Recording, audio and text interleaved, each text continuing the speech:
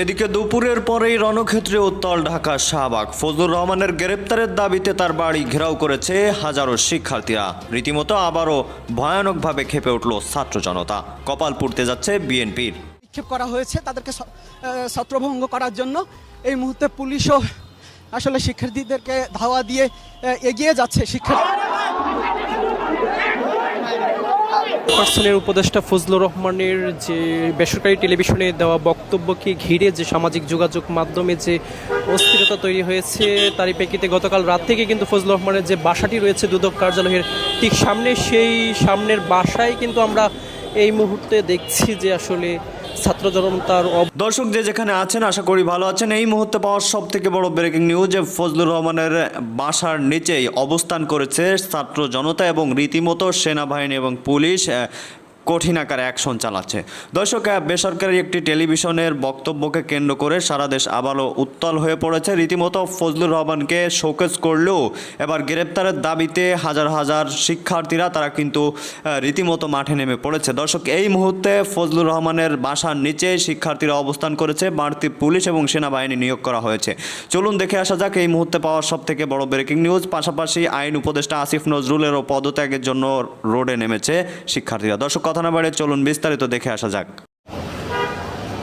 BNP চেয়ারপারসনের উপদেষ্টা ফজলুর রহমানের যে বেসরকারি টেলিভিশনে দেওয়া বক্তব্যকে ঘিরে যে সামাজিক যোগাযোগ মাধ্যমে যে অস্থিরতা তৈরি হয়েছে, তারই প্রেক্ষিতে গতকাল রাত থেকে কিন্তু ফজলুর রহমানের যে বাসাটি রয়েছে দুদক কার্যালয়ের ঠিক সামনে, সেই সামনের বাসায় কিন্তু আমরা এই মুহূর্তে দেখছি যে আসলে ছাত্র জনতার অবস্থানকে ঘিরে কিন্তু সেনা সদস্যের পাশাপাশি কিন্তু পুলিশ সদস্যরা কিন্তু আসলে মোতায়েন করা হয়েছে নিরাপত্তার কারণে। আমরা এই মুহূর্তে দেখছি যে আসলে দুদকের যে প্রধান কার্যালয় রয়েছে তার ঠিক অপোজিটেই কিন্তু একটি 20তলা ভবনের 14 তলায় কিন্তু অবস্থান করছেন ফজলুর রহমান। সেটিকে ঘিরেই কিন্তু আমরা দেখছি যে সাধারণ ছাত্র জনতার পাশাপাশি কিন্তু আমরা দেখছি যে বেশ কিছু শিক্ষার্থী তারা কিন্তু আসলে অবস্থান নিয়েছেন তার গ্রেফতারের দাবিতে, এবং সেটিকে ঘিরেই আমরা দেখছি এই মুহূর্তে কিন্তু আসলে এই যে ফজলুর রহমানের যে বাসাটি রয়েছে সেই বাসার সামনেই কিন্তু পুলিশের পাশাপাশি এই মুহূর্তে সেনা সদস্যদেরকে কিন্তু মোতায়েন করা হয়েছে সার্বিক নিরাপত্তার বিষয়টিকে মাথায় রেখে। আমরা দেখছি এর পাশেই কিন্তু আসলে যে সাধারণ শিক্ষার্থীরা তারা কিন্তু অবস্থান নিয়েছেন। আমরা দেখছি গতকাল রাত থেকে কিন্তু তারা বিভিন্ন স্লোগান দিচ্ছেন যে অবিলম্বে ফজলুর রহমানকে গ্রেফতার করতে হবে, এমন সব স্লোগান কিন্তু তারা দিচ্ছেন। তারা গতকাল রাত থেকেই কিন্তু তারা অবস্থান করছেন এখানে। আমরা তাদের সাথে কথা বলেছি, তারা বলছেন যতক্ষণ না পর্যন্ত ফজলুর রহমানকে গ্রেফতার এবং আইনের আওতায় না নিয়ে আসা হবে ততক্ষণ পর্যন্ত তাদের এই যে অবস্থান কর্মসূচি সেটি চলমান থাকবে, এমনটি কিন্তু আমরা দেখছি। আপনাদেরকে যদি একটু দেখাই যে দুদকের যে কার্যালয় রয়েছে ঠিক তার অপোজিট পাশেই কিন্তু যে 20তলা একটি ভবন, সেই ভবনেই কিন্তু 14 তলায় এই বিএনপির চেয়ারপারসনের উপদেষ্টা ফজলুর রহমানের বাসা, এমনটি কিন্তু আমাদেরকে জানিয়েছে ছাত্র জনতা। এবং সেটিকে ঘিরেই কিন্তু গতকাল রাত থেকেই কিন্তু আসলে সাধারণ শিক্ষার্থীরা কিন্তু তারা এখানে অবস্থান নিয়েছে, এবং সেটিকে মাথায় রেখে কিন্তু আমরা দেখছি এখানে কিন্তু অতিরিক্ত আইন শৃঙ্খলা বাহিনী মোতায়েনের পাশাপাশি আমরা দেখছি যে সেনা সদস্যরাও কিন্তু তারা কাজ করছে নিরাপত্তা স্বার্থে, এমনটি কিন্তু আমরা দেখছি। এবং আমরা দেখছি যে দফায় দফায় যে সাধারণ শিক্ষার্থী তাদের সাথে কিন্তু আসলে সেনা সদস্য সহ পুলিশ যে কর্মকর্তা রয়েছে তাদের সাথে কিন্তু কথা হচ্ছে, এবং তাদের সাথে একটা সমঝোতায় যাওয়ার কিন্তু আমরা বিষয়টি লক্ষ্য করেছি। কিন্তু শিক্ষার্থীদের পক্ষ থেকে বারবারই বলা হচ্ছে যতক্ষণ না পর্যন্ত ফজলুর রহমানকে গ্রেফতার না করা হবে ততক্ষণ পর্যন্ত তাদের যে অবস্থান কর্মসূচি সেটি চলমান থাকবে। সেটি কিন্তু আমরা দেখছি তারা কিন্তু বিভিন্ন স্লোগানও কিন্তু দিয়েছেন গতকাল রাত থেকেই, এবং আমরা দেখছি বিভিন্ন প্লে কার্ডে কিন্তু তারা বিভিন্ন বিষয়ে দাবি কিন্তু তারা তুলে ধরেছেন, এবং তারা বলছেন 1, 2, 3, 4 ফজলুর রহমানের গ্রেফতার, এইরকম দাবি সহ বেশ কিছু প্লে কার্ড কিন্তু তারা আসলে নিয়ে এই ফজলুর রহমানের যে বাসা রয়েছে সেই বাসার সামনে কিন্তু তারা অবস্থান নিয়েছে। আপনাদেরকে জানিয়ে রাখি যে বেসরকারি একটি টেলিভিশনে টকশোতে বক্তব্য দেওয়াকালে ফজলুর রহমান তিনি কিন্তু জুলাই গণ অভ্যুত্থানকে কালো শক্তির জামাত সেটি সংগঠিত করেছে এমন একটি অভিযোগ কিন্তু তারা করেছেন এবং ছাত্র জনতাকে রাজাকার হিসেবে একটি ট্র্যাক দিয়েছেন। সেটির পরিপ্রেক্ষিতে কিন্তু গতকাল থেকেই আমরা দেখেছি নানা কর্মসূচি দিয়ে যাচ্ছে সাধারণ শিক্ষার্থীরা, যে অবিলম্বে এই যে ফজলুর রহমান তাকে গ্রেফতার এবং বিএমপি থেকে তাকে সকল সাংগঠনিক পদ থেকে তাকে বহিষ্কারের দাবি কিন্তু জানিয়ে যাচ্ছে। ঠিক আজ এই মুহূর্তে আমরা দেখছি যে তারা কিন্তু যে ফজলুর রহমানের যে বাসা রয়েছে সেগুনবাগিচায়, সেই সেগুনবাগিচার বাসার সামনে কিন্তু তারা গতকাল রাত থেকে অবস্থান নিয়েছে। আমরা যে বিষয়টি দেখছি যে আসলে এই ছাত্র জনতার এই অবস্থানকে ঘিরে কিন্তু আমরা দেখছি পুলিশ সদস্যের পাশাপাশি সেনা সদস্যও কিন্তু মোতায়েন করা হয়েছে।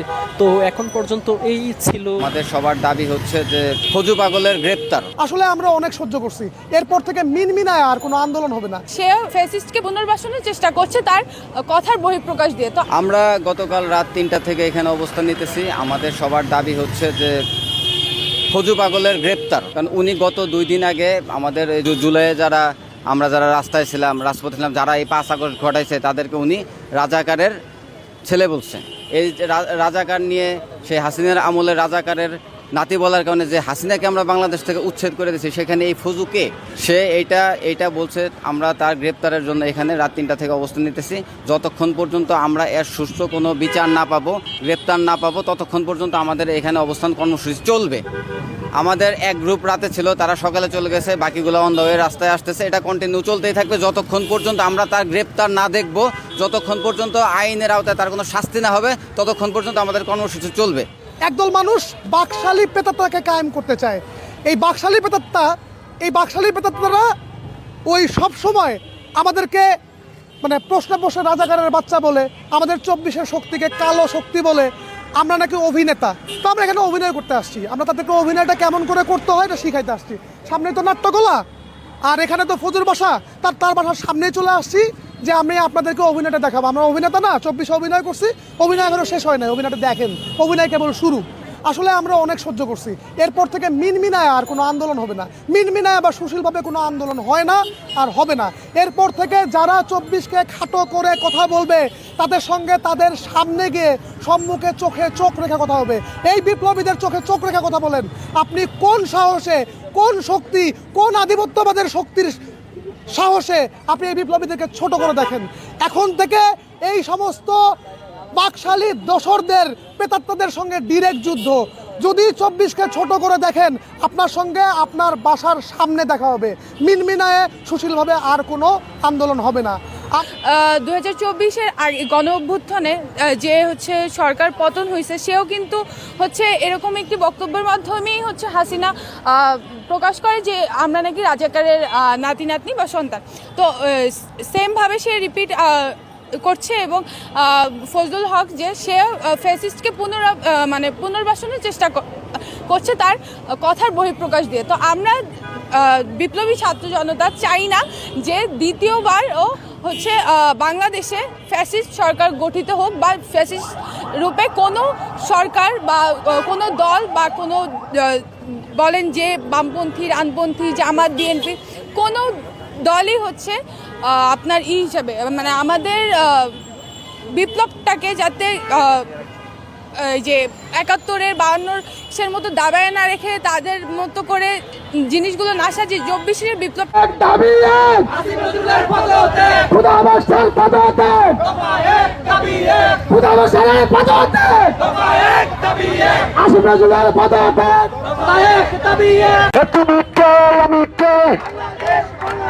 আমার ভাই কবরে, ওই খুনি কেন বাহিরে, আমার ভাই কবরে, তোমার দেশ আমার দেশ, এই বাংলাদেশ বাংলাদেশ, তোমার দেশ আমার দেশ, জালো জালো জালো জালো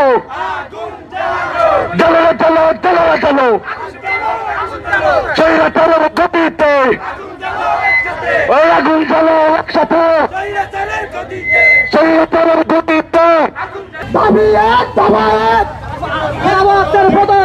আমার ভাই কবরে, জালো রে জালো, আমার স্বামীর হত্যার বিচার চাই, আমার স্বামীর হত্যার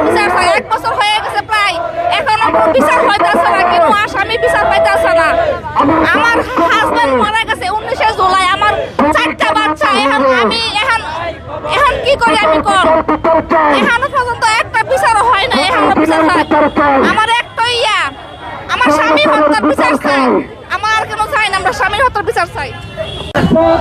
আমরা আজকে রাস্তায় নেমেছি শহীদ পরিবার নিয়ে। আমাদের মেন যে দাবি হচ্ছে সেটা হচ্ছে আসিফ নজরুল এবং হচ্ছে খোদা বক্সার যিনি আছেন ওনার পদত্যাগের জন্য। কারণ আমরা ইতিমধ্যে দেখেছি যে আমি শহীদ এলেম কার পদত্যাগের দাবিতে আসছেন? আজকে আসিল এই আসিফ নজরুলের পদত্যাগ দাবিতে আসি, খোদা বক্সের পদত্যাগ দাবিতে আসি। আমি নাদিমুল হাসান এলেম, আমার ছেলে, আমি শহীদ এলেমের বাবা। তো দর্শক দেখলেন খুব গুরুত্বপূর্ণ প্রতিবেদন। এতক্ষণ আমাদের সাথে থাকার জন্য, দেখার জন্য সবাইকে ধন্যবাদ জানাচ্ছি। দর্শক দেখছিলেন আইন উপদেষ্টার পদত্যাগের দাবিতেও তারা মাঠে নেমেছে, কারণ এই আইন উপদেষ্টারও কিন্তু একটা গুরুত্বপূর্ণ ভূমিকা আছে এখানে ফজলুর রহমানকে গ্রেপ্তার করা। কারণ আইন উপদেষ্টার আইনেই কিন্তু সব কিছু গ্রেপ্তার হয় বর্তমানে যে অবস্থা আমরা দেখতে পারছি। পাশাপাশি আপনারা দেখছিলেন যে ফজলুর রহমানের বাসার নিচেই পুলিশ সেনাবাহিনী অবস্থান করছে এবং রীতিমতো ফুঁসে উঠেছে শিক্ষার্থীরা। রোড ব্লক করেই তারা কিন্তু দেখতে পাচ্ছি যে তারা সমাবেশ চালিয়ে যাচ্ছে। দর্শক এখন এই বিষয়ে আপনাদের মতামত কি? আপনার নিজের মতামতটাকে একটু বলুন যে আসলেই কি ফজলুর রহমানকে গ্রেপ্তার করা উচিত, যেহেতু তাকে শোকজ করা হয়েছে। তো যে কোনো সময় বহিষ্কারও হতে পারে। তিনি একটু হ্যাডামওয়ালা নেতা, তো তিনি বিএনপির সাথে খারাপ আচরণ করা শুরু করেছে, আমরা রীতিমতো দেখতে পেলাম। তো দর্শক ভালো থাকুন, সুস্থ থাকুন, দেখা হচ্ছে খুব দ্রুত অন্য কোনো নিউজের মাধ্যমে। আল্লাহ হাফেজ।